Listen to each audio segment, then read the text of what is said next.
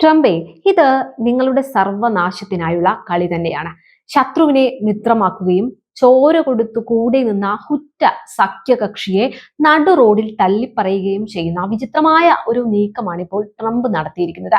70 വർഷത്തിലധികം പഴക്കമുള്ള ഒരു ചരിത്രപരമായ സൈനിക സഖ്യം ഒറ്റയടിക്ക് തകിടം മറിയുകയാണോ?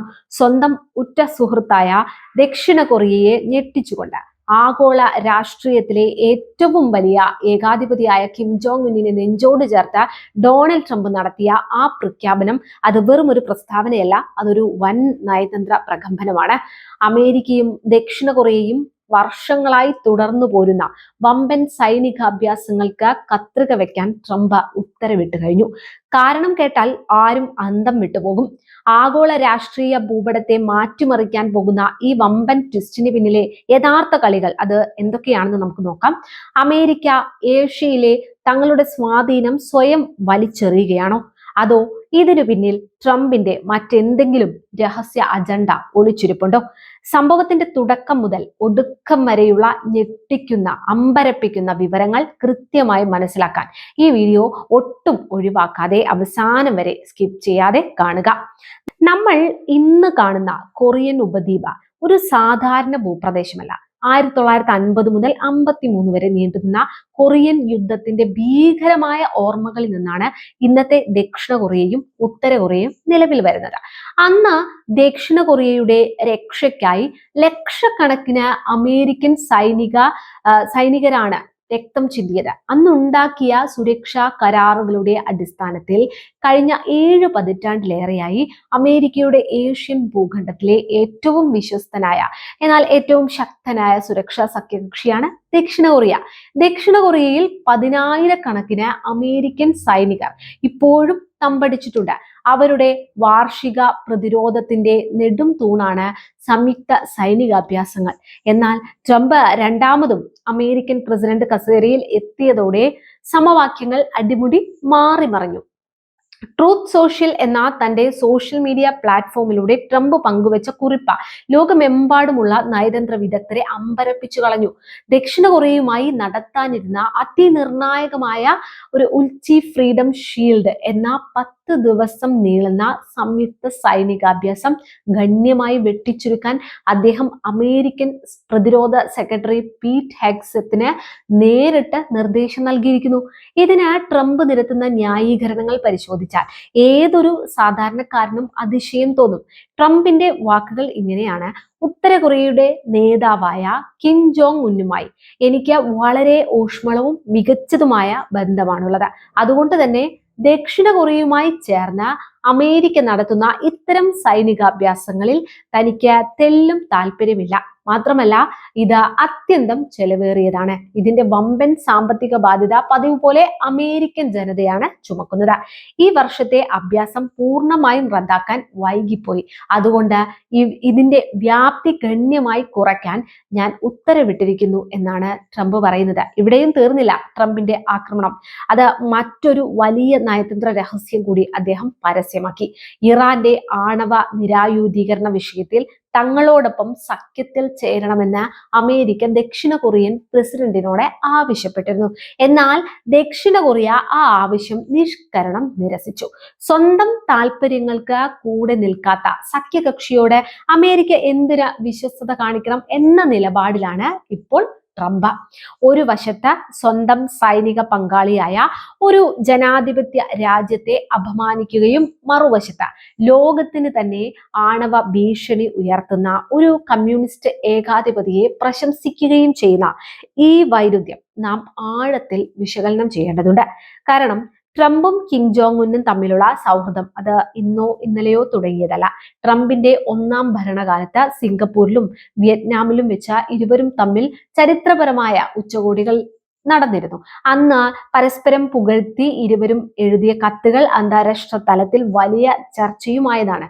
അടുത്തിടെ കിമ്മുമൊത്തുള്ള ഒരു ചിത്രം പങ്കുവെച്ചുകൊണ്ട് ട്രംപ് കുറിച്ചത്, ഞങ്ങൾ ചിരിച്ചുകൊണ്ട് നിൽക്കുന്ന ഒട്ടനവധി ചിത്രങ്ങളുണ്ട്. കിം ജോങ് ഉന്നും ഞാനും വളരെ മികച്ച രീതിയിലാണ് ഒത്തൊരുമിച്ച് മുന്നോട്ട് പോകുന്നത്. എന്നാൽ ഉത്തര കൊറിയ അമേരിക്കയ്ക്ക് യാതൊരു ഭീഷണിയും ഉയർത്താത്ത ഒരു മാന്യമായ രാജ്യമാണെന്നും അവരെ പ്രകോപിപ്പിക്കുന്ന തരത്തിലുള്ള സംയുക്ത സൈനിക നീക്കങ്ങൾ ശത്രുതാപരമായ സന്ദേശമാണ് നൽകുന്നതെന്നും ട്രംപ് വാദിക്കുന്നു.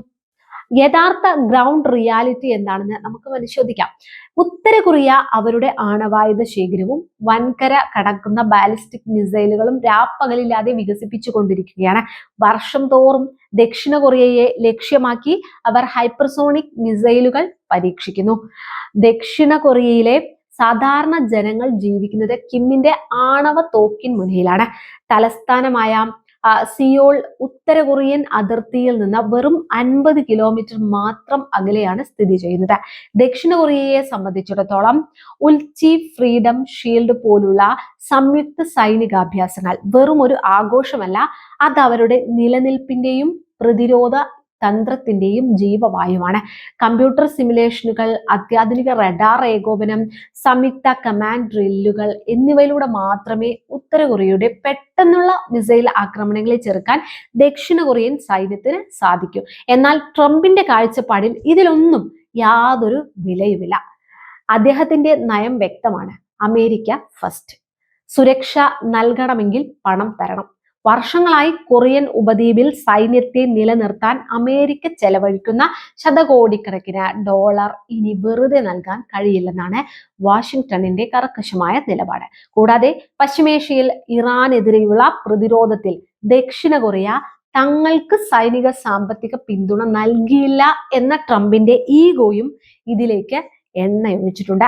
ഒരു ഏഷ്യൻ രാജ്യത്തിന് മധ്യപൂർവ്വ ദേശത്തെ സംഘർഷങ്ങളിൽ നേരിട്ട് ഇടപെടുന്നതിന് ഒട്ടനവധി സാമ്പത്തിക നയതന്ത്ര പരിമിതികളുണ്ട്. ഇറാനിൽ നിന്നുള്ള എണ്ണ ഇറക്കുമതിയും തങ്ങളുടെ ആഗോള വ്യാപാര സന്തുലിതാവസ്ഥയും നോക്കാതെ അമേരിക്ക പറയുന്നിടത്തൊക്കെ ഒപ്പിടാൻ ദക്ഷിണ കൊറിയ തയ്യാറായില്ല. അതിന്റെ പ്രതികാരമാണ് ഇപ്പോൾ സ്വന്തം സുരക്ഷാ ഉടമ്പടി വെട്ടിച്ചുരുക്കിക്കൊണ്ട് ട്രംപ് നടപ്പാക്കുന്നത്. ഈ അതിരൂക്ഷമായ നയതന്ത്ര പ്രതിസന്ധിയെ എങ്ങനെ മറികടക്കാൻ സാധിക്കും? ഇരു രാജ്യങ്ങളുടെയും സുരക്ഷയ്ക്കും ആഗോള സമാധാനത്തിനും അനുയോജ്യമായ പ്രായോഗിക പരിഹാരങ്ങൾ എന്തൊക്കെയാണ്? പരമ്പരാഗത സൈനിക കൂട്ടുകെട്ടുകളിൽ വിള്ളൽ വീഴുമ്പോൾ ആധുനിക ലോകം മുന്നോട്ട് വെക്കുന്നത് നൂതന സാങ്കേതിക വിദ്യകളും അതുപോലെ തന്നെ പുത്തൻ തന്ത്രപരമായ നയങ്ങളുമാണ്. ഒന്നാമതായി, ഭീമമായ ചെലവുകൾ കുറയ്ക്കാൻ ആർട്ടിഫിഷ്യൽ ഇന്റലിജൻസ് അധിഷ്ഠിതമായിട്ടുള്ള അഭ്യാസങ്ങൾ നടപ്പിലാക്കാം. ആയിരക്കണക്കിന് സൈനികരെയും യുദ്ധവിമാനങ്ങളെയും നേരിട്ട് അതിർത്തിയിൽ വിന്യസിച്ച് നടത്തുന്ന ഭീമമായ ചിലവുള്ള ഡ്രില്ലുകൾക്ക് പകരം അത്യാധുനിക AI വാർ ഗെയിമിംഗ്, അതുപോലെ തന്നെ ഡിജിറ്റൽ ട്വിൻ പ്ലാറ്റ്ഫോമുകൾ എന്നിവ ഉപയോഗിച്ച് സംയുക്ത കമാൻഡ് കാര്യക്ഷമത നിലനിർത്താം. ഇത് പരിസ്ഥിതി നാശവും സാമ്പത്തിക ബാധ്യതയും 60% കുറയ്ക്കാൻ സഹായിക്കും.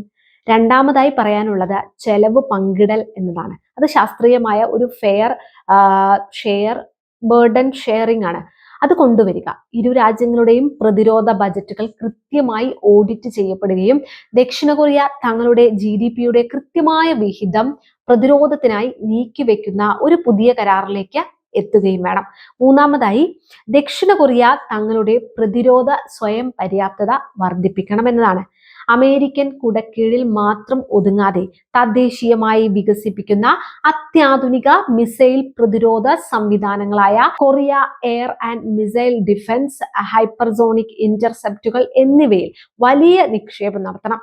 ക്വാഡ്, ഓക്കസ് തുടങ്ങിയ മറ്റ് അന്താരാഷ്ട്ര സുരക്ഷാ കൂട്ടായ്മകളുമായി സഖ്യങ്ങൾ വിപുലീകരിച്ച നയതന്ത്ര ആശ്രിതത്വം കുറയ്ക്കുക എന്നതൊക്കെയാണ് ദക്ഷിണ കൊറിയയ്ക്ക് മുന്നിലുള്ള മറ്റൊരു മാസ്റ്റർ സ്ട്രോക്ക് നീക്കം. നാലാമതായി, ഉത്തര കൊറിയയുമായുള്ള സമാധാന ചർച്ചകൾ ഒരു വ്യക്തിഗത സൗഹൃദ പ്രകടനത്തിനപ്പുറം രാജ്യാന്തര മേൽനോട്ടത്തിലുള്ള സ്ഥിരമായ നയതന്ത്ര ഉടമ്പടിയായി മാറ്റണം എന്നുള്ളതാണ്. ട്രംപിന്റെയും കിമ്മിന്റെയും വ്യക്തിപരമായ താല്പര്യങ്ങൾക്കപ്പുറം നിയമപരമായ ഒരു ആണവ നിരായുധീകരണ ഉടമ്പടി കൊണ്ടുവന്നാൽ മാത്രമേ കിഴക്കൻ ഏഷ്യയിൽ ശാശ്വത സമാധാനം പുലരൂ.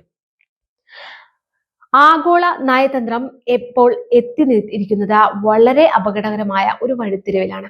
ചരിത്രത്തിൽ സമാനതകളില്ലാത്ത വിധം അന്താരാഷ്ട്ര സഖ്യങ്ങൾ പുനർനിർവചിക്കപ്പെടുകയാണ്.